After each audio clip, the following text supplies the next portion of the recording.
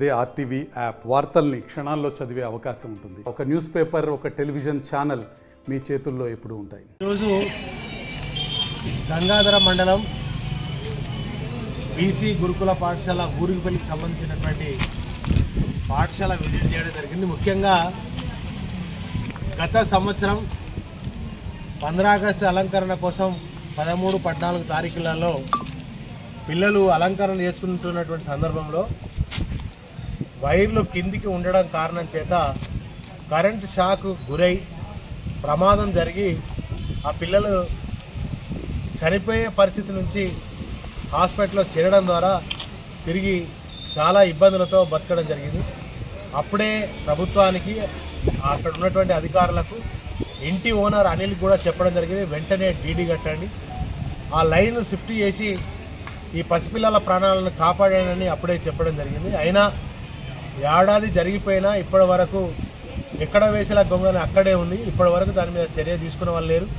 అటు విద్యుత్ శాఖ అధికారులు కానీ, పాఠశాలకు సంబంధించినటువంటి మరి ప్రభుత్వం వారు కానీ, అదేవిధంగా ఇంటి ఓనర్ కానీ ఎవరు కూడా ఇప్పటివరకు దాని మీద శ్రద్ధ చూపించకుండా మళ్ళీ ఏదైనా ప్రమాదం జరిగి ఆ ప్రమాదంలో మరి ఆ పిల్లలు చనిపోతే బాధ్యులు ఎవరని చెప్పి ఇవాళ కాంగ్రెస్ ప్రభుత్వాన్ని నేను అడుగుతా ఉన్నా. మరి రేపు ఏదైనా జరగరాని సంఘటన జరిగితే దీనికి బాధ్యులు ఎవరైతారని చెప్పి నేను అడుగుతా ఉన్నా. ఇవాళ గురుకుల పాఠశాల యావత్ రాష్ట్రంలో, తెలంగాణ రాష్ట్రంలో ఉన్నటువంటి 11 గురుకుల పాఠశాలను కార్పొరేట్ కంపెనీకి అప్పచెప్పే విధంగా ఇవాళ కాంగ్రెస్ ప్రభుత్వం కుట్ర పన్నుతా ఉన్నది. ఆ కాంగ్రెస్ ప్రభుత్వం మరి కార్పొరేట్ కంపెనీలకు ఈ గురుకుల పాఠశాలను కట్టబెట్టి మరి ఆ వాళ్ళ దగ్గర నుంచి దోచుకునే ప్రయత్నం చేస్తూ ఉన్నది తప్ప గురుకుల పాఠశాలను చాలా నిర్లక్ష్యం కారణం చేత ఇలా గురుకుల పాఠశాలలలో చదువుకునే పిల్లలు మళ్ళీ అక్కడ వాళ్ళ ఊర్లలో ఉన్న గవర్నమెంట్ స్కూల్లో కానీ ప్రైవేట్ స్కూళ్ళల్లో కూడా వెళ్ళిపోతూ ఉన్నారు. ఇందులో గతంలో మా ప్రభుత్వం ఉన్నప్పుడు, కేసీఆర్ గారి ప్రభుత్వం ఉన్నప్పుడు అడ్మిషన్లకు ఫుల్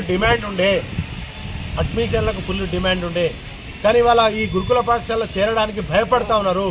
ఎందుకంటే ప్రమాదాలు జరుగుతున్నాయి, ఎలుకలు కొరుకుతున్నాయి, పాములు కాటేస్తున్నాయి, రకరకాల ఇబ్బందులతోటి పిల్లలు చనిపోతూ ఉన్నారు. వాళ్ళకి రక్షణ లేదు కనుక తల్లిదండ్రులు అభద్రతకు గురై, ఆందోళనకు గురై ఇలా గురుకుల పాఠశాలలో చేర్పించలేక ఆ వాళ్ళ ఊర్లలో ఉన్నటువంటి ప్రైవేట్ పాఠశాలలు కానీ ప్రభుత్వ పాఠశాలల్లో చేర్పించేటువంటి పరిస్థితి వస్తుంది. కనుక ప్రభుత్వం వెంటనే కళ్ళు తెరవాలి, గురుకుల పాఠశాలపైన శ్రద్ధ చూపాలి, ఇప్పుడు జరుగుతున్న లోపాలను కూడా సవరించాలి.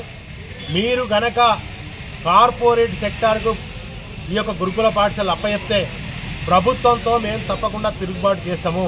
ఇది ప్యూర్లీ దళిత, గిరిజన, బడుగు, బలహీన వర్గాల అభివృద్ధి, వాళ్ళ జీవితాల్లో వెలుగులు నింపడం కోసం పెట్టినటువంటి గురుకుల పాఠశాలలు ఇవి. ఒక్కో విద్యార్థి మీద 1,20,000 రూపాయల ఖర్చు పెట్టి నాణ్యమైనటువంటి విద్య, పౌష్టిక ఆహారాన్ని అందిస్తే ఇవాళ గురుకుల పాఠశాల గతంలో కాంగ్రెస్ ప్రభుత్వంలో ఎట్లుండనో తిరిగి అదే పరిస్థితికి ఇలా గురుకుల పాఠశాల పరిస్థితి వచ్చింది. ఎందుకంటే ఇవాళ మేము పిల్లల్ని విజిట్ చేస్తే వాళ్ళకి చెప్తా ఉన్నారు, 10-15 రోజులు అసలు కూరగాయలతో అన్నమే లేదు, మాకు పురుగుపడ్డ అన్నం ఉండే.